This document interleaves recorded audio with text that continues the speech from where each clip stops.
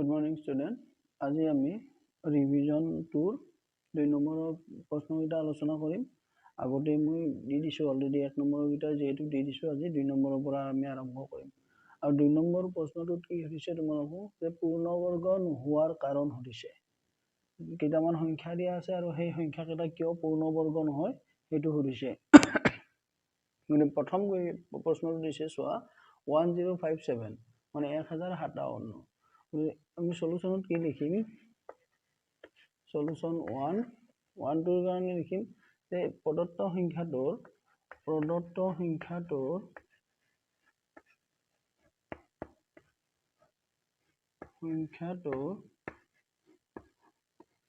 একক স্থানৰ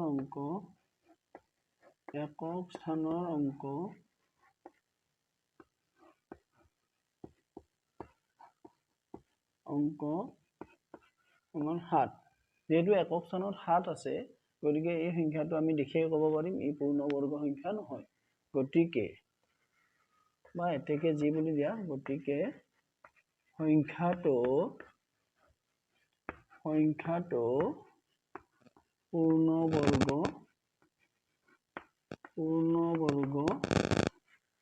নহব হয় যদি আমি অলৰেডি প্ৰথম মই যেতিয়া হাৰাংশ দিছিলো এই পাঠটোৰ কাৰণে ৰিলেটেড বা এই অনুশীলনীটোৰ কাৰণে যিখিনি ৰিলেটেড পাঠ মই দিছিলো হাৰাংশ তাত দিছিলো যে যিবোৰ সংখ্যাৰ একক স্থানত 2 3 7 আৰু 8 এই সংখ্যা কেইটা আহে বা এই অংক কেইটা আহে সেই সংখ্যাবোৰ কি হয় পূৰ্ণবৰ্গ সংখ্যা নহয় যেহেতু প্ৰথম আমি সংখ্যাটো 1057 ত একক স্থানত 7 পাইছো গতিকে এই পূৰ্ণবৰ্গ নহয় দ্বিতীয়টো যদি আমি চাও সলিউশন 2 তাতো আমি দেখিছো কি যে একক স্থানৰ সংখ্যাটো 8 আছে যেহেতু একক স্থানৰ সংখ্যাটো 8 গতিকে ইও কি হয় পূৰ্ণবৰ্গ নহয় আৰু পূৰ্ণবৰ্গ নোহোৱাৰ কাৰণটো হৈছে কি একক স্থানৰ অংকটো তাৰপিছত নম্বৰ 3 কি আছে তোমালোকৰ সলিউশন নম্বৰ 3 আছে একক স্থানৰ অংকটো 2 আছে যেহেতু একক স্থানত 2 আছে কোনো সংখ্যা বৰ্গ কৰিলে আমি কি একক স্থানত 2 নাপাও গতিকে কি হ'ব এই 2 মানে 222 এই সংখ্যাটো তোমাৰ কি হয় পূৰ্ণবৰ্গ নহয় ঠিক একেদৰে তোমাৰ কি আছে 4 নম্বৰটোত আমি কি পাইছো অকমান ব্যতিক্ৰম 640 এনে যদি আমি 64 টো চাও তেতিয়াহলে এই পূৰ্ণবৰ্গ সংখ্যা কিন্তু 640 শূন্য এটাই আছে একক স্থানৰ সংখ্যাটো কি হয় শূন্য কিন্তু কি হয় শূন্য এটাই আছে যদি যুগ্ম সংখ্যা শূন্য থাকিলে হেতেন তেতিয়াহলে এই পূৰ্ণবৰ্গ হলে হেতেন যেহেতু একক স্থানৰ এটা শূন্য আছে আৰু শূন্যৰ সংখ্যাটো মানে কি হয় এটাই গতিকে ইও পূৰ্ণবৰ্গ সংখ্যা নহব এনেটো একক স্থানত শূন্য আহে যিবোৰ সংখ্যা শূন্যৰ দ্বাৰা শেষ হয় তাক যদি আমি বৰ্গ কৰো তেতিয়াহলে শূন্যই আহিব কিন্তু শূন্যটো কি হ'ব যুগ্ম সংখ্যক হ'ব লাগিব যদি শূন্যটো তোমাৰ কি হয় অযুগ্ম সংখ্যক হয় যদি সংখ্যাটো পাৰফেক্ট স্কয়াৰ হয় অৰ্থাৎ পূৰ্ণবৰ্গ হয় তেতিয়াও তোমাৰ কি হ'ব যেহেতু শূন্যটো অযুগ্ম গতিকে ই পূৰ্ণবৰ্গ সংখ্যা নহব গতিকে এইকেইটা হল নম্বৰ 2 আৰু এই কাৰণটো তোমালোকে জানিলে হল যিবোৰ সংখ্যাত একক স্থানত মই নোটটো লিখি দিছো তোমালোকে মনত ৰাখিবা জানিবলগীয়া বুলি নোট পুনৰ লিখি দিছো এই কিটাৰ কাৰণে নোটটো হ'ব এনেকুৱা যে যিবোৰ সংখ্যাৰ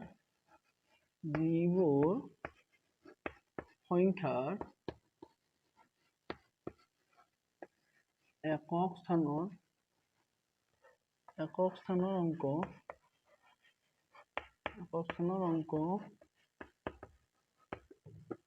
2 3 7 বা 8 হয় তেনেবোৰ সংখ্যা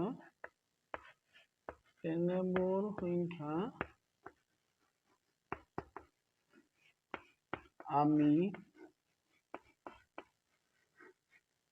দেখিয়ে ক'ব পাৰিম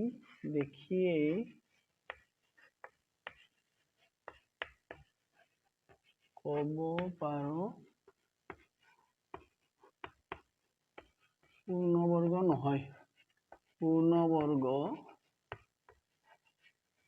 নহয় এইটো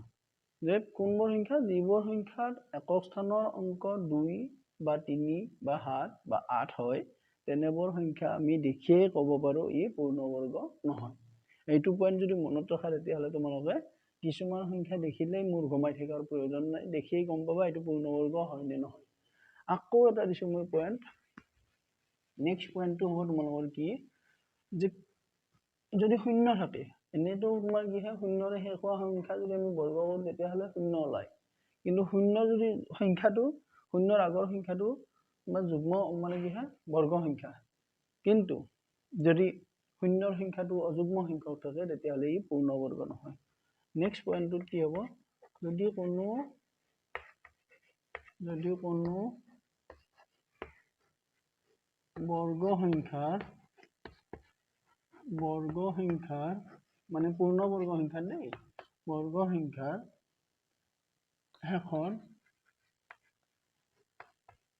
শেষত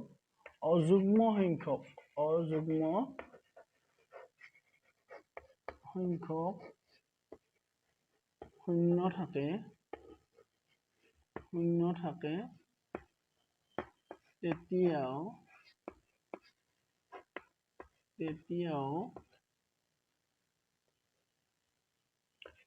সংখ্যাটো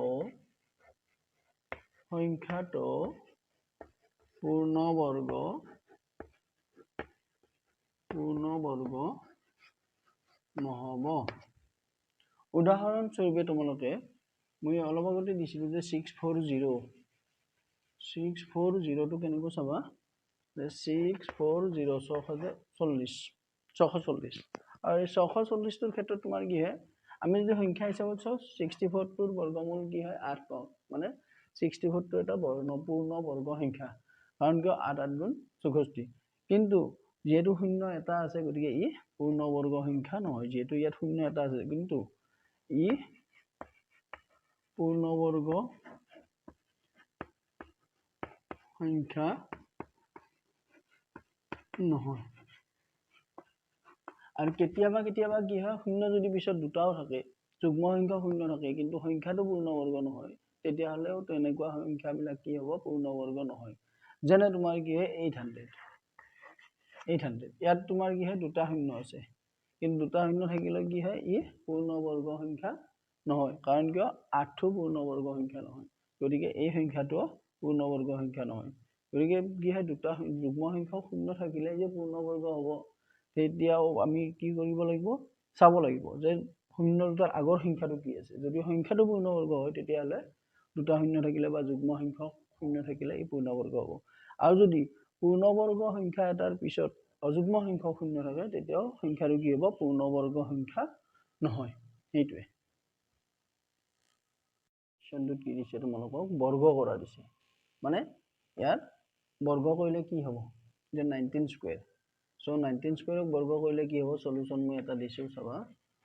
বিভিন্ন ধৰণে কৰিব পাৰি, কিন্তু আমাৰ ডাঙৰ সংখ্যা পূৰণ কৰাৰ ক্ষেত্ৰত যিহেতু বহুতৰে সমস্যা হয়, গতিকে আমি যদি অভেদ প্ৰয়োগ কৰোঁ তেতিয়া আমাৰ কাৰণে যথেষ্ট সহজ হ'ব আৰু সুবিধাজনক হ'ব। কি আছে যে 19 square, number 1 to 19 square equal আমি কি লিখিব পাৰোঁ, 10 + 9 হোল স্কুৱেৰ, এনেকৈ লিখিব পাৰোঁ। গতিকে কি হ'ব, এইটো 10 square a + b whole square, এই অভেদটো ইয়াত প্ৰয়োগ হ'ব। a + b হোল স্কুৱেৰ কি আছিল, a square + 2ab + b square, আৰু অভেদবিলাক যেতিয়া তোমালোকে লাৰ্ণ কৰিবা তেতিয়া সদায় মনত ৰাখিবা ফাৰ্ষ্ট টাৰ্ম + ছেকেণ্ড টাৰ্ম, তেনেকৈ মনত ৰাখিবা first term square + 2 × first term × second term + second term square. So' here is কি হ'ব, 10 স্কুৱেৰ + 2 × 10 × 9 + 9 স্কুৱেৰ। চ' 10 স্কুৱেৰ মানে হৈছে কি, 1ক স্কুৱেৰ কৰিলে কি হয় 1 হয়, 0 ডাবল হৈ যাব, সদায় যেতিয়া 0 থকা সংখ্যা স্কুৱেৰ কৰা হয় তেতিয়া সংখ্যাটো স্কুৱেৰ কৰিব লাগে, কৰি 0টো দুটা থাকিলে 4টা হ'ব, এটা থাকিলে 2টা হ'ব, তেনেকুৱা কৰিব লাগে। চ' প্লাছ এইটো কি হ'ব, 220, 2 × 20, 20 × 9 180 + 81,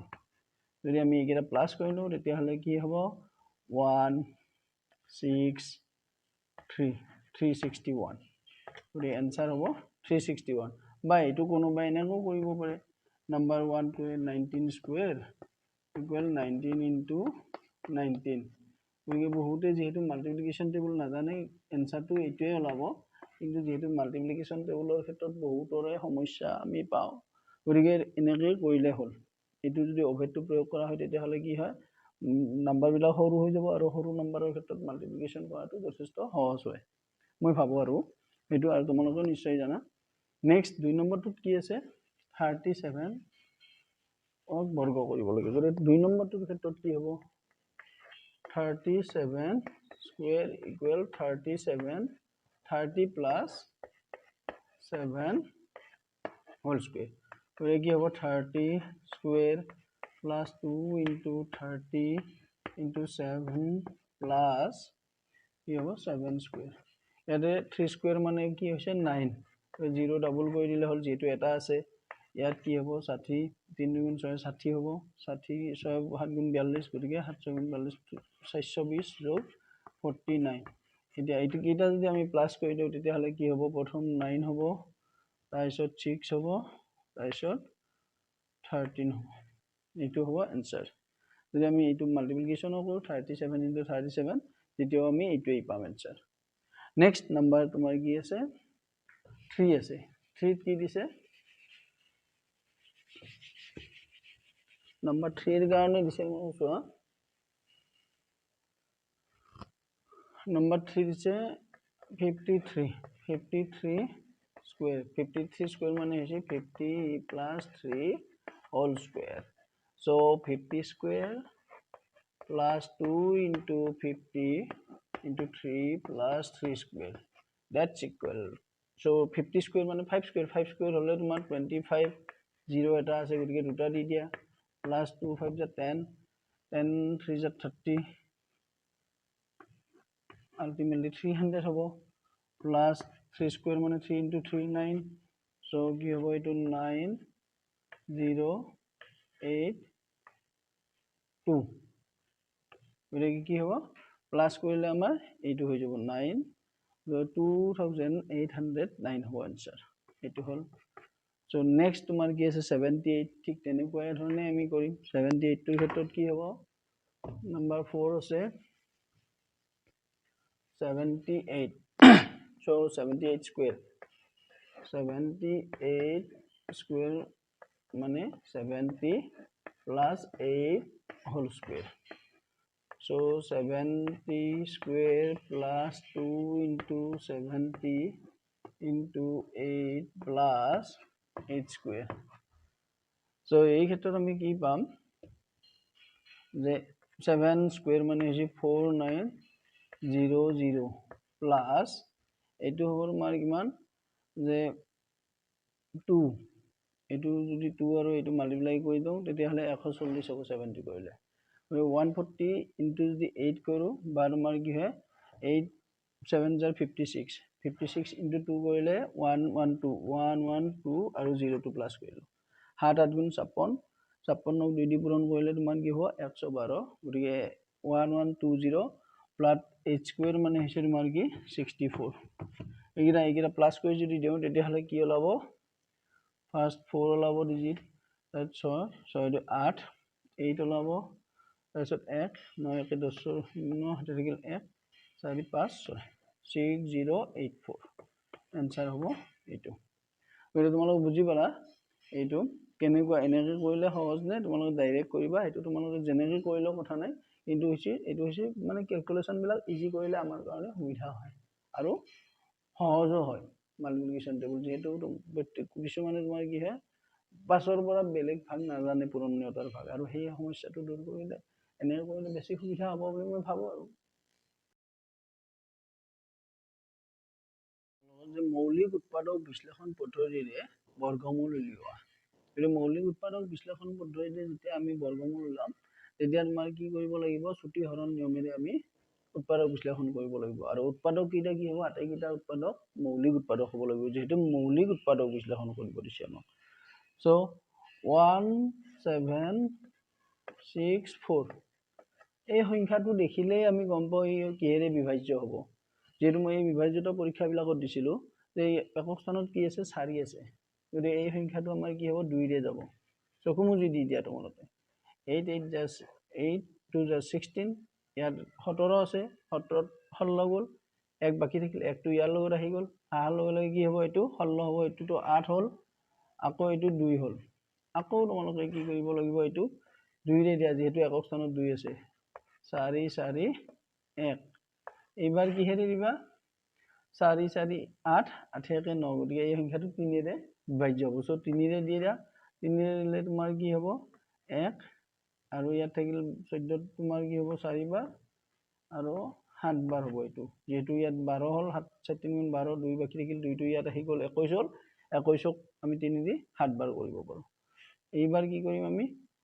আকৌ 3 ৰে কৰিম কাৰণ কিয় 1 4 5 5 7 12 গতিকে 12 টো 3 ৰ গুণিতক গতিকে কি হ'ব 3 ৰে বিভাজ্য হ'ব এটো 4 3 গুণ 12 হল 2 বাকি থাকিল ইয়াতে আহিব তোমাৰ কি 2 27 হল 27ত 9 বাৰ এইবাৰ তোমাৰ কি কৰিবা 7 দিয়া 7 ৰে 7 বাৰ হল এইটো তাৰ মানে কি হ'ব এতেকে 1764 ইকুৱেল আমি ডাইৰেক্ট লিখিব পাৰো এইটো 2 square into 3 square into 7 square যেহেতু আমাক বৰ্গমূল ওলাব দিছে সো উভয়পক্ষৰ আমি বৰ্গমূল চিন লম বৰ্গ ললে 1764 equal root 2 square into 3 square into 7 square এইক্ষেত্ৰত চোৱা যে যেহেতু এইপিনে আমি বৰ্গমূল লম বৰ্গমূল ললে ইয়াত 2 থাকিব ইয়াত 3 থাকিব ইয়াত 7 থাকিব সো এইকেইটা মাল্টিপ্লিকেশন কৰিলে হ'ব 42 3 গুণ 6 7 গুণ 42 গতিকে প্ৰদত্ত সংখ্যাটোৰ বৰ্গমূল কি হ'ব 42 এইটো হল 1 নম্বৰটো এবাৰ আমি কৰিম 2 নম্বৰটো 2 নম্বৰটোত কি আছে 9216 নাম্বাৰ 2 9216 এইটো আমি কি কৰিম যেহেতু প্ৰদত্ত সংখ্যাটোৰ একক স্থানত 6 আছে গতিকে 2 ৰে ডিভিজিবল হ'ব মানে 2 ৰে বিভাজ্য হ'ব 9216 2 ৰে দিলে 2 4 4 দুগুণ 8 ইয়াত 1 আহিল 12 হল 12 6 বাৰ দিলো 1ত বাৰ না যায় 0 বাৰ দিলো 1 টো ইয়াত আহি গ'ল 16 হল 16 8 বাৰ আকৌ 2 ৰে দিলে 2 3 0 4 আকৌ যদি আমি 2 দি দিও 1 1 5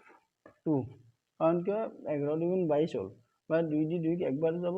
2 ৰে 3 ত একবাৰ 1 বাকি থাকিল 10 হল 10ত 5 বাৰ যাব আৰু 2 ৰে এটো 2 বাৰ যাব তাৰ পিছত কি হ'ব আমাৰ আকৌ 2 দি দিম 2 দি 5 2 গুণ 10 1 বাকি থাকিল 1 টো 15 হল 15 1 টো 5 ৰ লগত আহি 15 হল 15ত 2 দি 7 বাৰ যাব 1 বাকি থাকিল 12 হ'ব এটো 6 আকৌ 2 ৰে দিও 2 ৰে 2 তাৰ পিছত তোমাৰ কি হ'ব 1 বাকি থাকিল 17 17 লে 8 বাৰ যাব 8 দুগুণ 16 1 বাকি থাকিল আকৌ 8 হ'ব আকৌ 2 ৰে দিও 1 4 4 তাৰ পিছত আমাৰ কি হ'ব 1 4 4 2 ৰে হ'ব 7 2 আকৌ 2 ৰে দিয়া 36 আকৌ 2 ৰে দিয়া 1 8 আকৌ 2 ৰে দিয়া 9 এইটো 3 গতিকে কিমানটা পালো আমি যে 916ক যেতিয়া আমি মৌলিক উৎপাদক বিশ্লেষণ কৰিলো 2 1 জোৰ 2 জোৰ 3 জোৰ 4 জোৰ 5 জোৰ আৰু 3 1 জোৰ পাইছো গতিকে কি লিখিম আমি এইখিনি মুছি দিও তলত ওপৰত লিখি দিও আমি যে এতেকে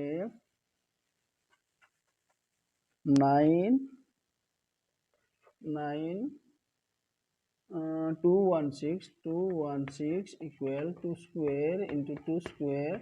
into 2 square into 2 square into 2 3 4 5 2 square into 3 square হল এটা বর্গমূল লম 9216 equal root 2 square into 2 square into 2 square into 2 square into 2 square into 3 square that's equal 2 into 2 into 2 into 2 into 2 into 3 গতিকে এই 2 দুগুণ 4 4 দুগুণ 8 8 দুগুণ 16 16 দুগুণ 32 32 তিন গুণ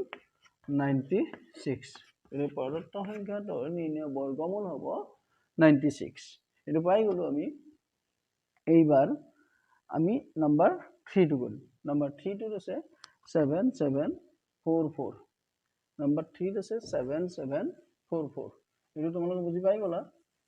7744 এটো কেনেকৈ কৰিম আমি চোৱা এই একেই সিস্টেম নাম্বার 2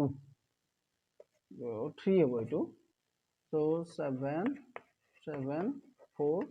4 যেহেতু একক স্থানত 4 আছে প্ৰথম আমি 2 ৰে ষ্টাৰ্ট কৰিম মই আগতে কৈছো যে যেতিয়া মৌলিক উৎপাদক বিশ্লেষণ পদ্ধতিত আমি উৎপাদক বিশ্লেষণ কৰো তেতিয়া আটাইকেইটা উৎপাদক মৌলিক উৎপাদক হ'ব একটো আমি নিলিখো এইটো কাৰণে লিখো যে একটো যেহেতু যৌগিক সংখ্যাও নহয় মৌলিক সংখ্যাও নহয় গতিকে একটো লিখাৰ প্ৰয়োজন নাই আমাৰ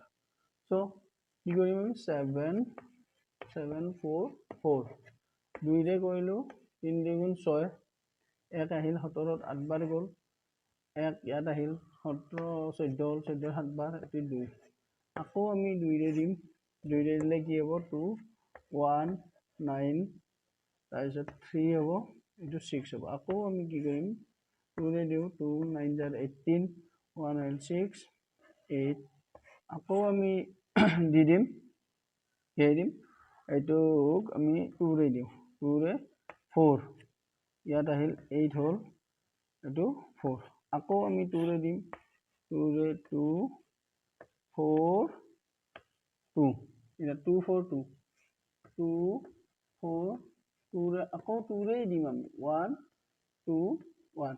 এই সংখ্যাটো 11 ৰে যায় 11 11 গুণ 121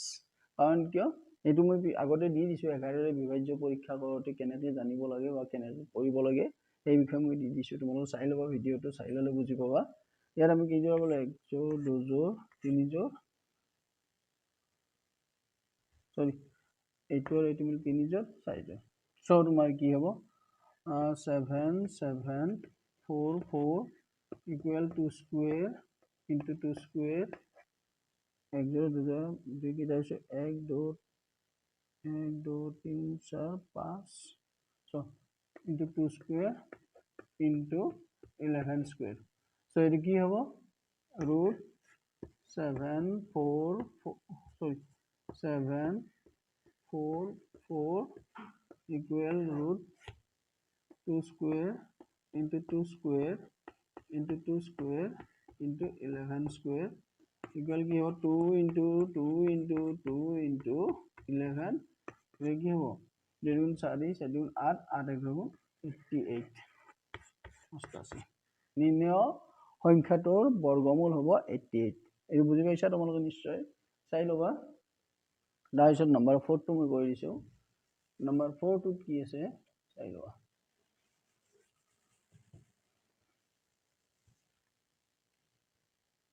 নম্বৰ 4 ত আছে তোমাৰ যে 9801 9801 এই সংখ্যাটো চাই আমি গম পাব ইয়াৰ বৰ্গমূল হয় তোমাৰ কি হ'ব 1 এৰে এন্ডিং হ'ব নাইবা তোমাৰ 9 ৰ এন্ডিং হ'ব এই কি হ'ব 9801 এটো যে 3 ৰে কৰো 3 আৰু 8 ত 2 টাইম দিলো 2 হল 20 20 আকৌ দুইবাৰ দিলো 21 হল 7 বাৰ এতিয়া আকৌ কি হৈ যাব যেহেতু এটা উৎপাদক 3 ওলাইছে নেক্সট টো 3 ওলাবই লাগিব এটা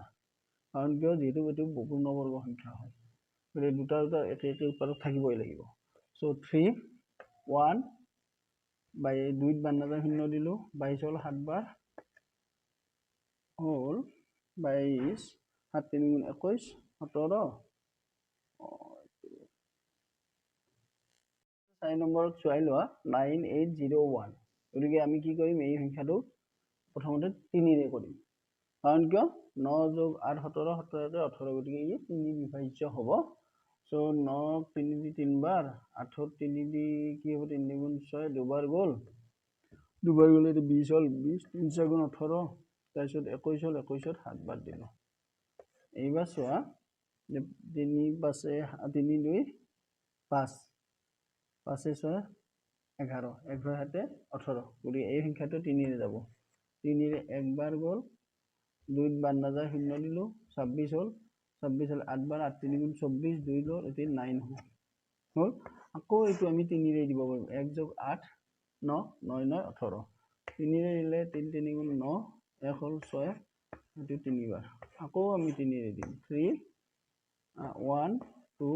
1 আকৌ আমি যদি 11 ৰে দিও 11 হ'ব বুজিছো তোমাৰ কি হ'ব 1 যোগ 2 যোগ 3 যোগ সংখ্যা পাইছো so 9801 equal 3 square into 3 square into 11 square so root 9801 equal root 3 square into 3 square into 11 square. So 3 into 3 into 11 equal 999. এইটো হ'ব তাৰ মানে কি হ'ব 9801 ৰ বৰ্গমূল হ'ব 99. এইটো তোমালোকে চাই ল'বা আৰু এই গণিতবিলাক যথেষ্ট ইজি কিন্তু তোমালোকক কিয় দিছে ক্লাছ 10 ষ্টেণ্ডাৰ্ডৰ গণিত এইবিলাক নহয় অথচ তোমালোকক দিছে এইটো কাৰণে দিছে যাতে তোমালোকে আগতে শিকি অহা পাঠবিলাক মনত থাকে বা তোমালোকৰ মনলৈ আহে সেইটো কাৰণে এইখিনি বস্তু জানিবলৈ দি দিছে. Thank U.